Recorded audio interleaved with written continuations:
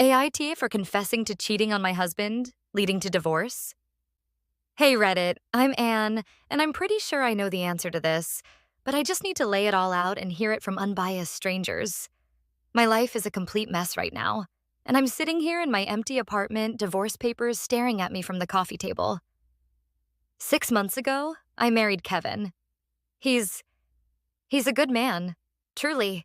Stable, kind, works at a bank. The kind of guy your parents dream of you bringing home. He's steady, reliable, and always made sure I felt safe and provided for. And honestly, that's why I married him. Not for love, not the kind of passionate, all-consuming love you read about in books, but for security. For a steady income, a nice apartment in a good neighborhood, and the promise of a safe, predictable future.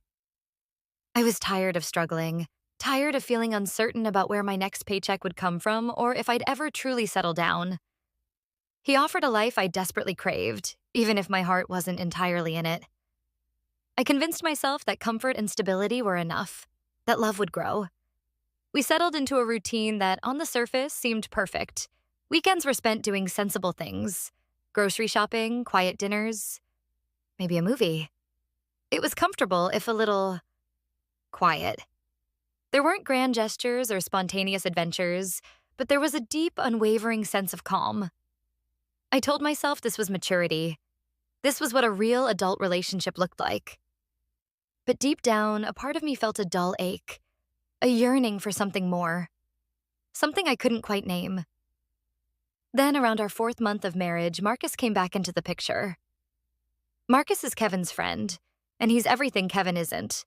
Wild, a bit reckless, incredibly charismatic, and just gorgeous. He has this raw energy, a mischievous glint in his eyes that always drew me in.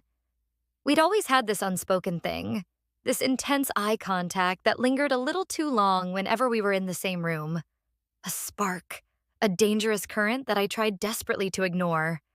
I told myself it was just harmless flirtation, a residual crush from before Kevin. I tried to push him out of my mind, to focus on the life I'd chosen with Kevin, the life I had promised to build. But the temptation was always there, lurking. And one evening, I was out with some friends, trying to shake off a particularly mundane week, and Marcus happened to be at the same bar. He caught my eye from across the room, and that familiar jolt went through me. One drink led to another. The music was loud, the atmosphere intoxicating, and the unspoken tension between us became undeniable.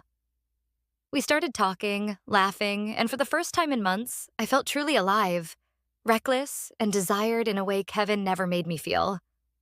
Before I knew it, the bar was closing, and we were back at his place. It was a mistake, a monumental, gut-wrenching mistake that unfolded in a blur of poor judgment and fleeting desire.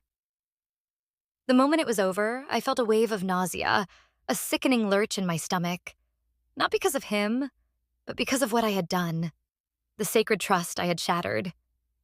I regretted it instantly, the taste of betrayal bitter in my mouth. I dressed quickly, mumbled something about needing to go, and practically ran out of his apartment. And Marcus? He didn't call, didn't text, nothing. Just like the bad boy he was, he moved on, leaving me to grapple with the wreckage. The guilt was a physical weight, pressing down on my chest, making it hard to breathe. I couldn't look Kevin in the eye without feeling like a fraud, a deceptive stranger living in his home. I couldn't eat, couldn't sleep properly. Every quiet moment was filled with the deafening roar of my conscience. I knew I had to tell him. I don't know what I thought. That he'd be angry, devastated, heartbroken, but maybe we could work through it? That honesty, no matter how painful, was the only way to salvage anything, to perhaps even find a path back to myself. I couldn't live with the lie, so I told him. One quiet evening after dinner, I sat him down on the sofa, tears already streaming down my face before I even started. I confessed everything. Every sordid detail, the ugly truth spilling out in a torrent of shame and remorse. And that's when it all went downhill. He didn't yell, he didn't scream. There was no dramatic confrontation, no shattering of plates. He just stopped. He stopped talking to me. His eyes, usually so warm and kind, became distant, empty. He continued his routines, woke up at the same time, went to work, came home, ate dinner in silence, watched TV without acknowledging my presence, went to bed in the guest room. But there was no conversation, no touch, no shared moments. It was like living with a ghost, a constant, chilling reminder of my transgression. The silence was deafening, far worse than any shouting match could have been. It was the sound of a heart breaking, slowly and irrevocably. I tried to talk to him, to apologize, to beg for forgiveness, to explain the inexplicable reasons behind my actions, even though I knew there were no good ones. He'd just nod, or give a non-committal grunt, his gaze fixed on some point beyond me. For 2 agonizing months, we lived like strangers under the same roof, the air thick with unspoken pain and resentment. Then one morning, as I was making coffee, he simply said, his voice flat and devoid of emotion, "It's over, Anne." And a week later, the divorce papers arrived, cold and official, sealing my fate. Now he's moved out, and I'm here. Alone in this apartment that used to feel like a sanctuary, now it just echoes with my mistakes. The security I craved is gone, the comfortable life I married for is shattered, and the good man I betrayed is out of my life forever. I feel like I've ruined everything, not just for myself, but for him too. I know I messed up.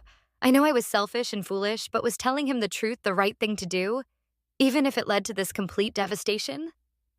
Or should I have just kept quiet and tried to live with the guilt, preserving the illusion of our marriage?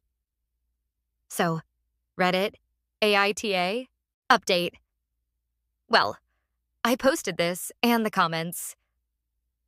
They were exactly what I expected and somehow still worse. YTA, play stupid games, win stupid prizes. He deserves so much better. A few people said I was brave for confessing, but that was drowned out by the chorus of condemnation. I knew I was the asshole. I said it in my post, but I guess a part of me, a foolish, desperate part, hoped for a little bit of sympathy, a glimmer of understanding. Like maybe, just maybe, someone would say, "It's complicated, Anne. You made a mistake, but you tried to be honest." But no. It's just confirmation of what I already feel. I'm the villain in this story. And the worst part? Nothing has changed. The divorce papers are still here. Kevin is still gone. And I'm still alone. The confession didn't fix anything. It didn't make me feel better. And it certainly didn't bring him back. It just solidified the end. I guess I thought facing the truth, no matter how ugly, would somehow lead to a different outcome, or at least a lighter burden. But the burden is heavier than ever, now compounded by the judgment of thousands of strangers. I'm just adrift. This will be my last post.